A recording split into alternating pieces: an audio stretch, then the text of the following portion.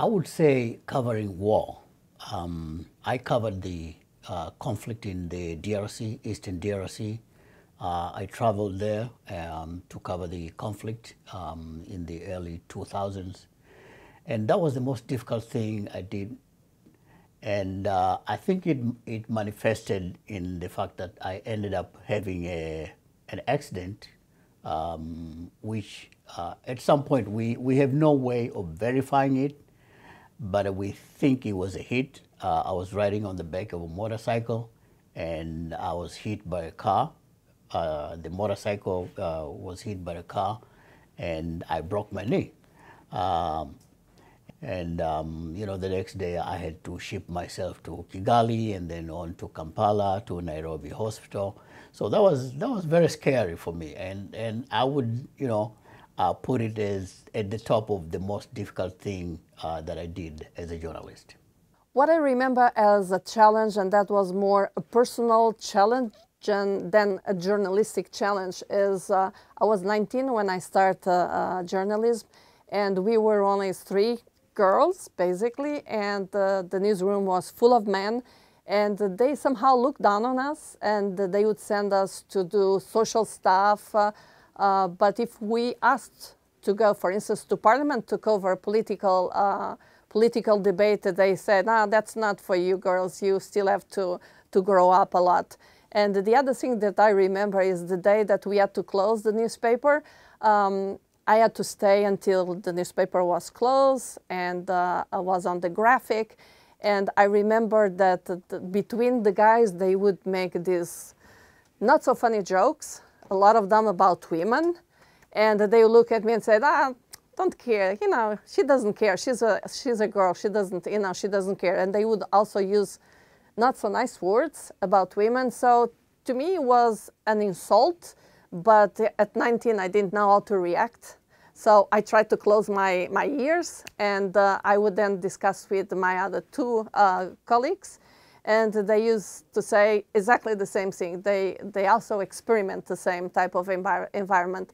A lot has changed over the years, but I still think that women are still, even though progressing, they still have a lot of work done to be, in fact, in the same foot as men in journalism. The most difficult thing that I can remember is being sent by the Voice of America to cover Kenya's election in 2008. It was hotly contested.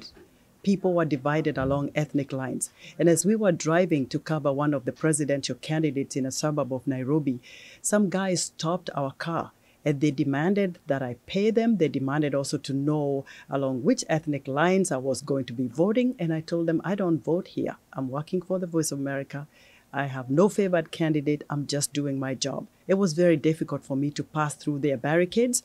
But when I picked up the VOA microphone, they said, "Wow, she really is from the United States. She's VOA.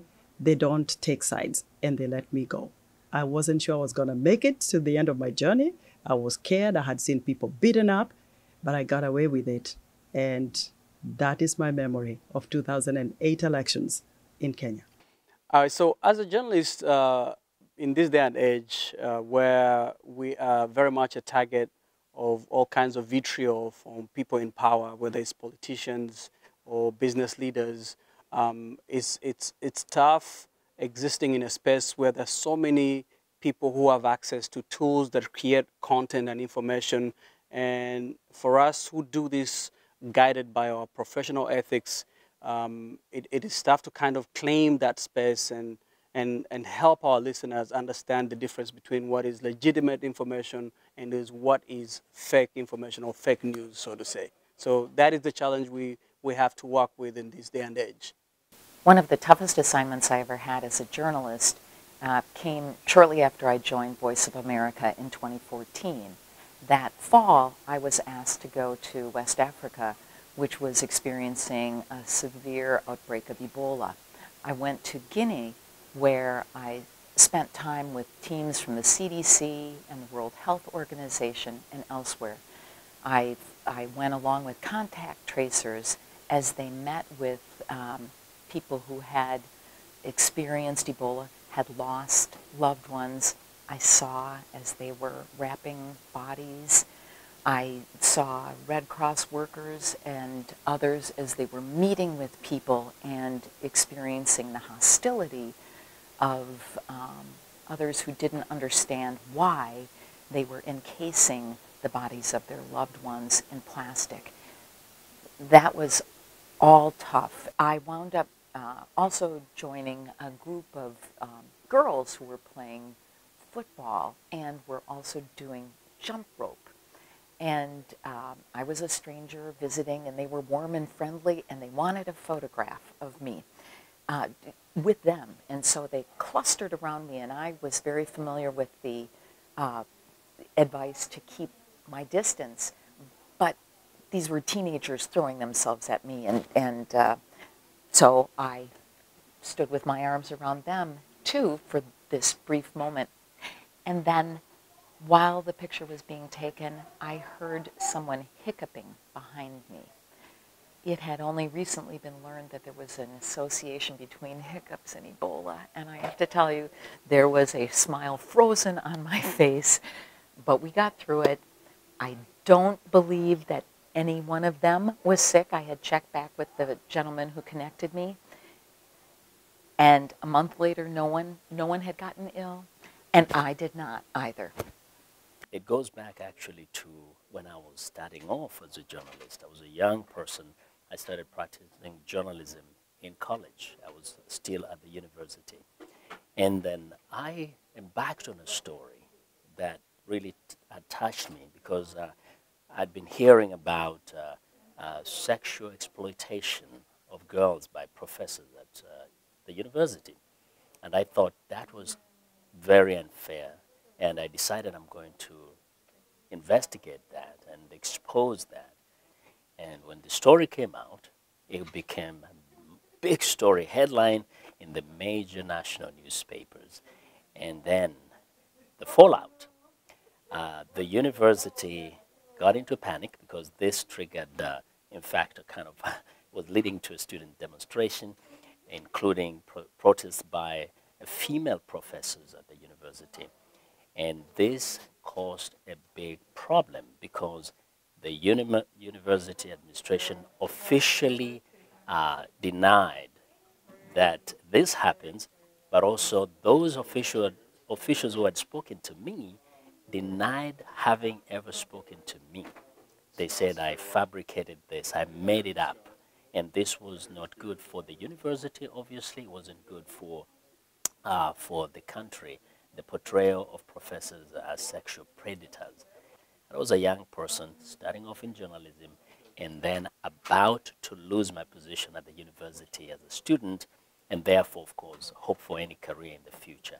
That was the most terrifying time of my journalism career. It was in Bangui in Central African Republic during the Civil War in 2013. I was covering the killings between Muslims and Christians, and at a moment with my driver, around 400 kids surrounded our cars. I asked the driver to drive, but he was scared, and they braked the car, opened the door, and were pulling my legs outside the car. And luckily, it was the French soldiers who was maybe half a mile away. They come, they save me. The car is completely broken, and the kid did not even run away. The French saved me, brought me back to the hotel. The car was completely destroyed. My driver was covered with blood.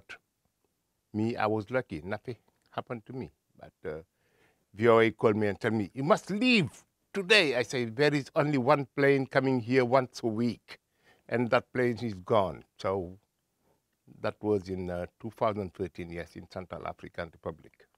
One of the very first times when I was assaulted as a reporter trying to do my job was in the DRC, Congo, in a place called Bukavu. That's one place where I got arrested and beaten up by rebels who are fighting the government of President Kabila, Senior, not Kabila the son. And another time it was in Uganda. I got harassed and beaten several times But that did not amount to what I've seen other journalists go through. For me, I was lucky. I didn't get any injuries as a result of being beaten. A lot of things, but one in particular come to mind. And it was when I was a journalist in Morocco working for a TV channel.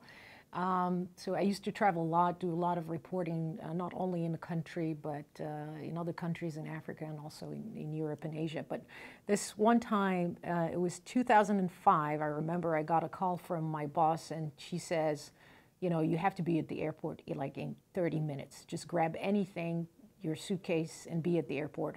I don't know what it is, you know, didn't explain to me, you have to go to the military airport right now. So I go to the airport, I pack like a pair of socks, like one pair of jeans, and then, because I thought I'm just going for a day and back. So we went to the airport and they tell us, well, there's been an earthquake in Iran and a lot of people have died and Morocco is sending a plane and supplies and they're going to participate to the search in that city. It was Bom's earthquake. It's a city in Iran. I believe the death toll at that time was about 34,000 people died in just a few seconds. So we went to the airport and then they pushed us into, so we went to firefighters, doctors, like a group of doctors, like ambulances, you know, which pushed us into this Hercules, like 130, like a military plane. The flight was so long and it was freezing. The whole time was more than 8 hours and then we had to stop. I remember it like I was just shivering the whole time. So we get there and the purpose of it is just do your stand-up, do a little story in the airport, and then come back with the plane. So I get there with my cameraman, I tell him, so we do the stand-up, we interview the people of the delegation, we interview some people at the airport, and I'm like, I look at my camera and said, this is not enough. I mean, we're here. Why are we going back? Let's just stay. So we decided to stay with the firefighters to participate in the whole search for bodies under the rubble, etc. So we ended up spending 10 days in Bam, and it was unbelievable. It was like the best experience for me as a journalist because by the way, I was like the only girl in a group of about 30 firefighters sleeping in a tent. And during the day, we would go around and look under the rubble and interview people, and we would go to the doctor's corner where they're giving help to people that have been injured. You know, we found like bodies and cows, and it was really not much to eat. I had like one change of clothes, no toilets whatsoever, no bathrooms, nothing. Like you just had to survive for 10 days. On your own. And one of the good things that I discovered about the Iranian people, very nice people, by the way, they would just slip food under the tent for you. And I remember like the firefighters, the Moroccan, they were helping me, like at some point they had to boil water so we can at least like wash our hair from all the dust, etc. So it was, and then we shot for about a week, and by the way, during this time, my parents don't know where I am. No phone calls at that time. We didn't have any cell phones. Like at some point, we managed to get to I think it was the UN's tent to just place a call. I'm alive.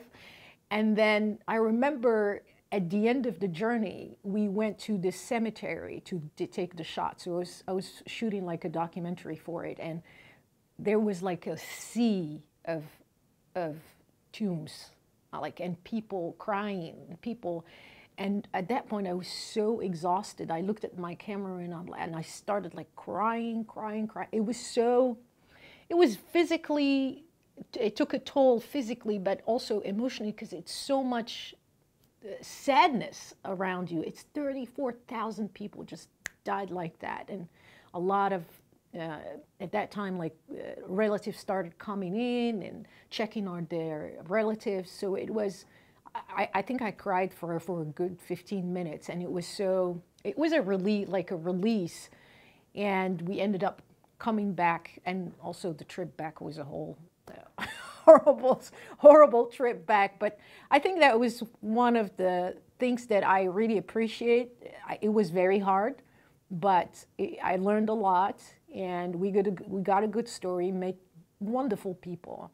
But it was, I think that would be one of the hardest things I had to do as a TV journalist. One of the things that's really hard as a journalist that I experienced, it's mostly in traveling. You know, when we travel for work and we go to places that we've never been before, you know, a few other things that we need to learn is the culture, the people. But I remember one of the trip that I made, I was covering a story in Africa, and we were landing in this country where, as we were landing, the pilot told us that there were terrorist attack, you know, in the city. And, you know, they asked us to just be careful, and the pilot decided to keep us in the plane for about 2 hours before letting us actually go out in the city and do our business. So it's all that fear, all that not knowing if you're going to come out alive in the country or in the city, you know, and it's all, every time we go to a different country, you need to make sure you understand about the security, about the safety, about the culture, about food, what you're going to eat, what can you eat or what can't you can't eat. So it's all about traveling in my experience. I've spent a number of decades at VOA reporting to Greece, my country of origin. And it's a country that has a love-hate relationship with the United States. So every time you go on air and report the war in Iraq or a lot of other major events that have happened, people see you with distrust. When you say you're from the Voice of America, they believe that you work for the American government and that you're not objective. So every time you go on air, every time I went on air, I knew that I had to win that audience. And the way to win it was to be as objective as possible and to express what's happening in the world in a way and in a language that the Greek public could understand and identify with. So in some ways, take the very complex American reality and political system and make it accessible to a wider audience that doesn't necessarily understand it. I remember that I started here like 6 years ago.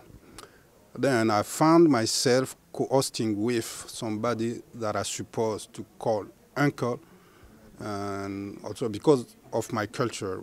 In my culture, I'm not supposed to call my uncle by his name, by his first name. Then, because of that job I'm doing right now, I found myself obliged to call him Felix.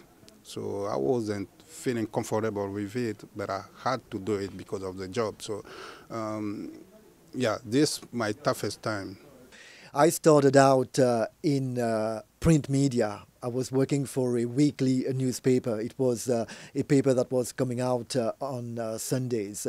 And I was just 19 when I first secured the job, just after my secondary school studies. So that was before even I started out my university studies.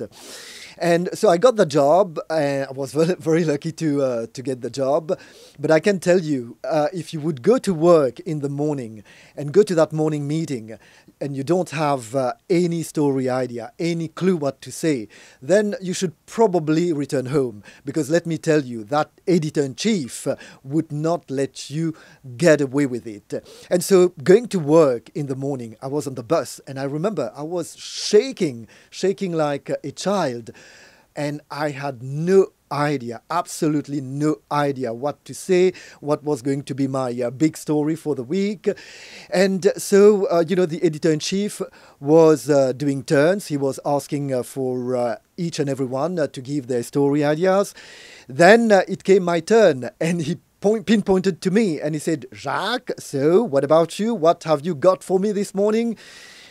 And out of the blue, just like that, something came to me, an idea came to me. At that time, there was a big, horrible murder story going on in Mauritius. It was a big scandal because it involved a high-ranking government official. And the lawyer was very well known, kind of a celebrity back then in Mauritius. His name was Sogaitan Duval. So I said, I would secure an interview with the accused. And in the meeting, everyone was flabbergasted. There was kind of this very awkward silence. And, so I got on the bus, went there to the office in the capital, Port Louis. I said, well, I have an appointment with Sir Gaetan, and I'm a reporter. What's your name? Jacques Aristide. Never heard about you. And so then, I scream. I say, Sir Gaetan, I'm here. You gave me an appointment. And then he said, okay, yes, come here. But, I'm very busy. I have to go to court. I said, well, Sir Gaetan, I'm starting out here. My job is on the line. I promised my editor-in-chief. So please try and do something for me.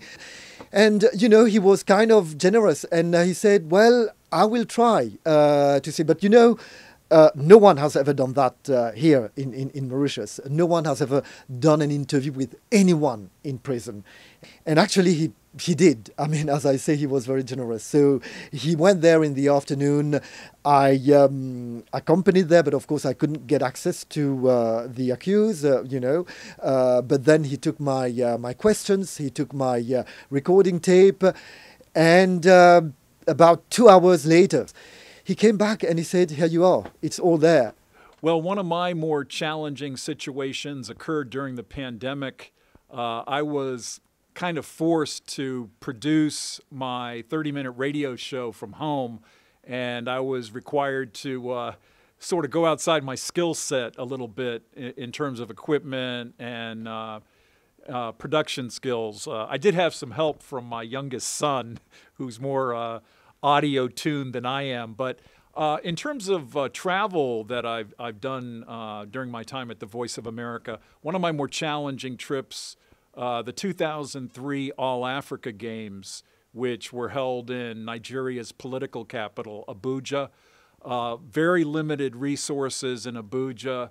It was difficult to talk to the athletes and the officials and coaches, primarily because of lack of resources in Nigeria. The organization left a lot to be desired. So I would have to say that was probably my most challenging sports trip for the Voice of America.